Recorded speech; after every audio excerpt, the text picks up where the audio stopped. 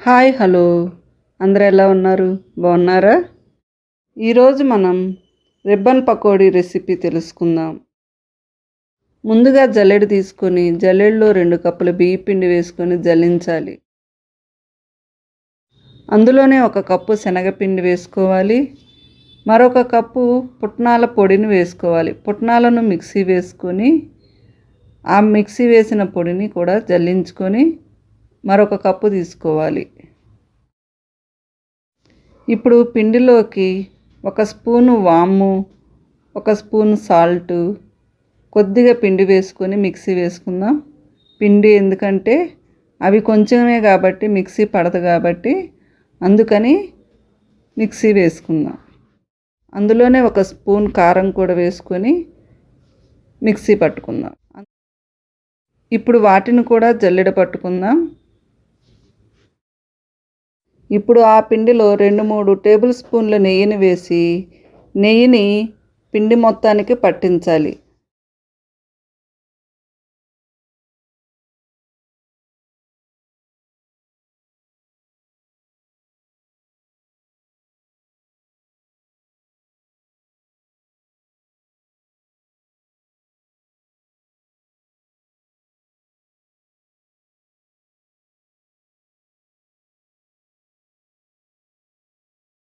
అలా బాగా పిండి మొత్తానికి పట్టించాక ఇప్పుడు దానిలో కొంచెం కొంచెం వాటర్ వేసుకుంటూ పిండిని ముద్దలా కలుపుకోవాలి.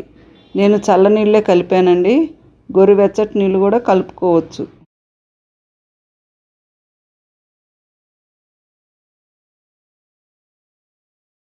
వీడియోలో చూపించినట్లు పిండిని ఇలా కలుపుకోవాలండి.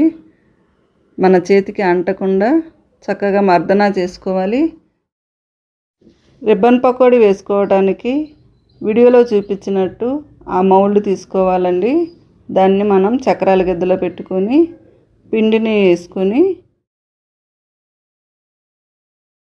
ఇప్పుడు డీప్ ఫ్రై కొరకు ఒక బాండీ పెట్టుకొని అందులో ఆయిల్ని పోసుకొని ఆయిల్ హీట్ అయ్యాక చక్రాల గిద్దలో పెట్టిన పిండిని ఆయిల్లోకి రిబ్బన్ పకోడీలాగా వేసుకోవాలి.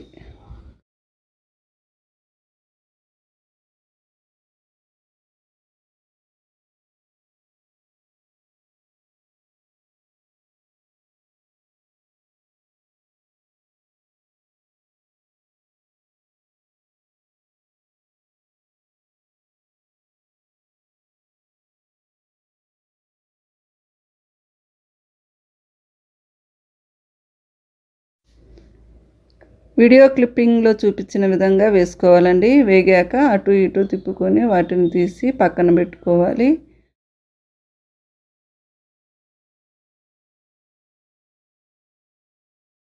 అంతేనండి, మన రిబ్బన్ పకోడీ రెడీ అయిపోయింది. మా వీడియో కానీ మీకు నచ్చినట్లయితే లైక్ చేయండి, షేర్ చేయండి. మరికొన్ని వీడియోస్ కోసం సబ్స్క్రైబ్ చేసుకోండి.